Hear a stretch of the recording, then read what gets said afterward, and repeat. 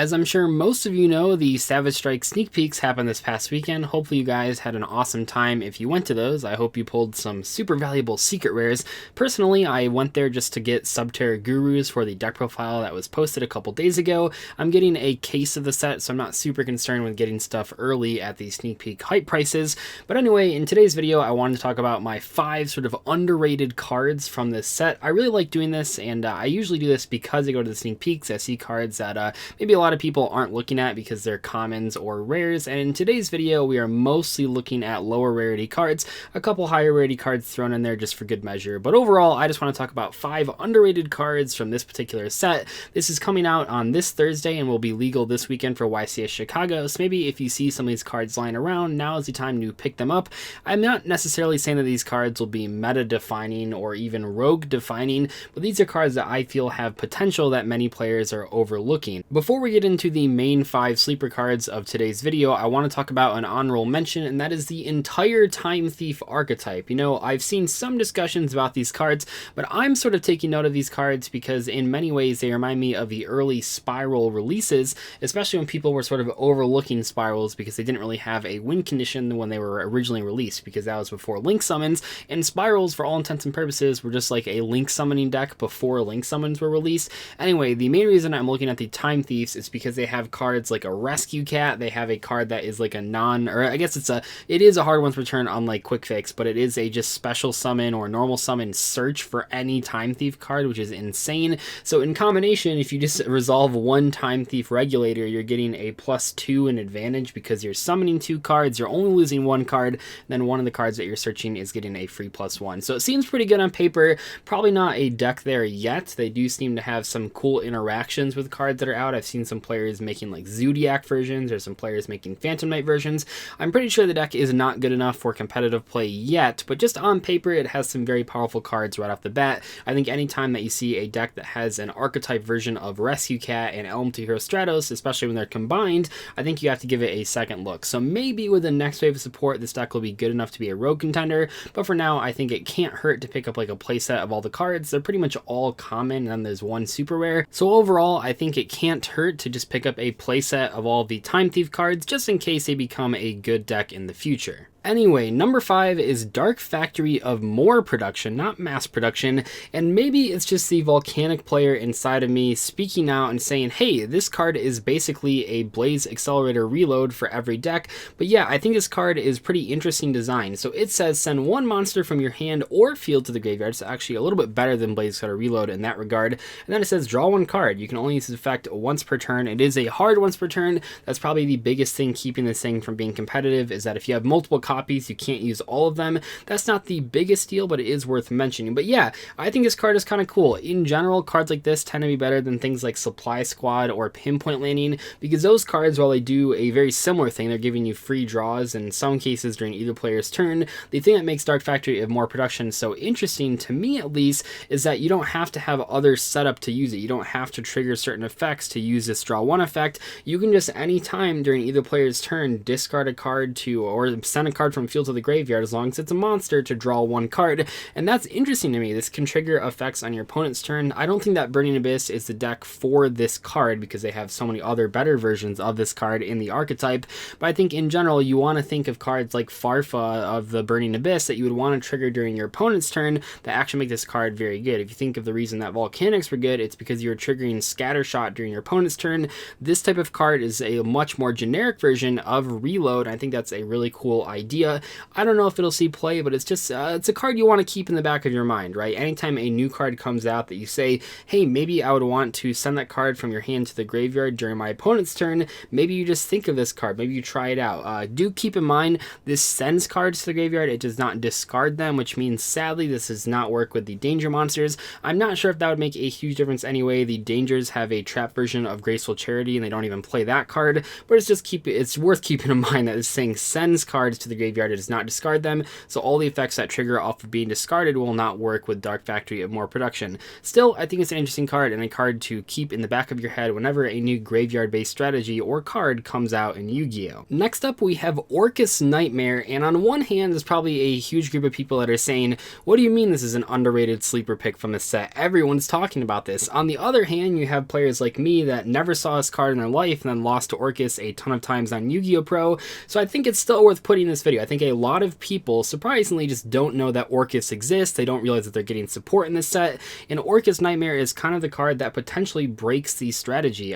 Yes, they have some hits in the TCG. They have Armageddonite and Dark Grepher now at 1 copy per deck, which makes them a lot worse, but overall, I think that Orcas are still a pretty viable rogue deck, and they have some pretty crazy combos with Orcas Nightmare. The big selling point of this card is that you can summon it straight from your deck with Nightmare Mermaid because it's a Nightmare card, which makes some really interesting synergies happen. Overall, I think that Orcas are a pretty viable deck going forward. I think a lot of people are going to be looking to pick them up, and if you don't know what the strategy does, you definitely should look into the cards, make sure you know all the interactions there. They have some pretty crazy effects once they get their combos going, and one of their best starter cards is this Orcas Nightmare. You can't summon it as the very first card, but it is the card that makes all the other cards in your deck so much better as long as you can resolve one Nightmare Mermaid, which is pretty easy. I think a lot of people sort of noticed that Nightmare Ibli went up in price, and the reason that it went up in price is because if you summon Ibli, you can instantly make a 1-card mermaid, summon Nightmare, Orcas Nightmare from your deck, and then start comboing off. It's pretty crazy. I think a lot of people are going to be sleeping on the strategy overall, but I think in general, the card that people are sleeping on is Orcas Nightmare.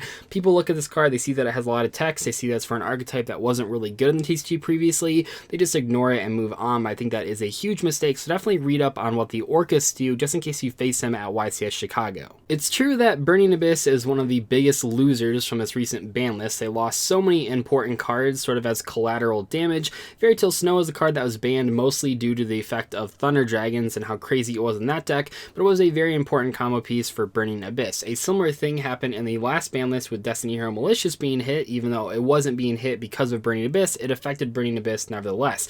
However, I was testing the new Burning Abyss variant with all these cards that are now off the deck, and you had to put more things to replace them with, and one of the cards that I found very helpful was Psychic Wielder, and even though this card is a secret rare, I think a lot of people are sleeping on it. This card is insane.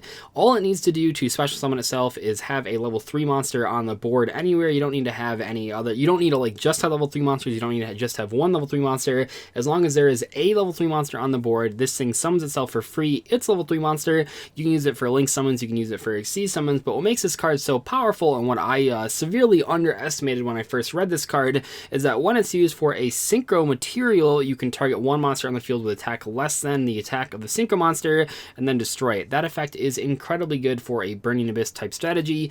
Burning Abyss decks want to go second. They want to blow up your opponent's board, and this is just another card that can do that. You can make some really awesome synchros like Brionic or Trishula or even Virgil. A lot of people forget that Virgil is a generic level 6 synchro, so you can actually use this to summon Virgil if you want to, and then you're destroying cards in the process, and then all 3 of those synchro monsters that I just mentioned get rid of more cards.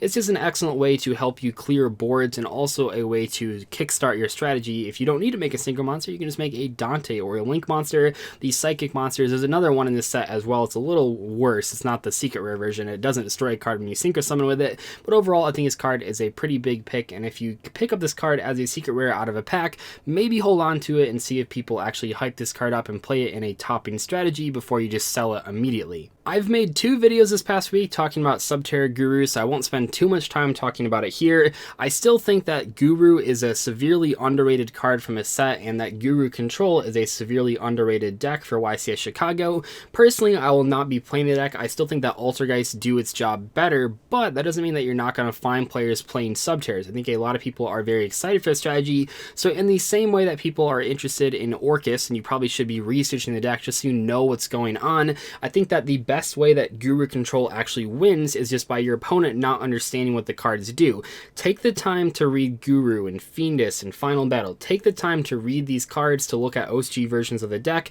Obviously, the OSG version has a few cards that we don't have, most importantly Max C, but overall, the same engine cards are still seen play in both formats. I think it's very important to understand what these Subterras do, just so you don't take a loss to them at a YCS. Maybe you're not like preparing for the deck in the way that you are for like the meta decks that you're expected to face, but you still want to know what the cards do just in case you face it, so so you're not confused while it happens. Make sure you read these cards so you don't just lose to them at the YCS by accident just because you don't know what the cards actually do. You would think that people would understand to read the cover cards of these newer sets. In the case of this like Link era, we've had so many crazy cover cards: Firewall Dragon, Borrelsword Dragon, Borreload Dragon, all these fantastic cards that saw a ton of play in the metagame, and yet a ton of people are not going to read Borreload Savage Dragon despite the fact this card is one of the better cards in the set. So I am putting this card as the #1 sleeper pick for the entire set because there are so many people out there that just do not understand what this card does or what it's capable of.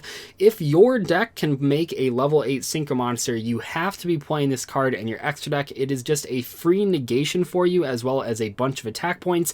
I can't believe people are just sleeping on this card. It is so strong. It gives any deck the ability to just negate a card. That is such a strong ability for decks that can make level 8 Synchro Monsters and Link Monsters, which is pretty much any deck playing level 8 Synchro Monsters. You don't see a lot of decks out there with just Synchro Monsters and no Link Monsters, so if your deck is capable of making a Link Monster and then making this thing, you have to be playing this in your extra deck. Definitely do not sleep on this card. A lot of decks out there that can make Synchro Monsters are now suddenly going to have one extra piece of negation, so if you're not playing those decks but you're playing against those decks, you definitely want to factor that in when you're thinking of breaking their boards. While Pendulums are probably the most competitive deck that'll take advantage of Borreload Savage Dragon, you still want to keep it in mind when you're playing against decks like Zombies as well.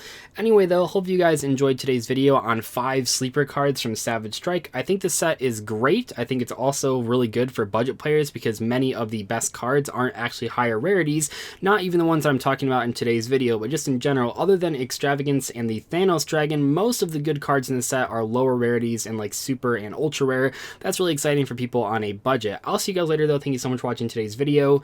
Goodbye.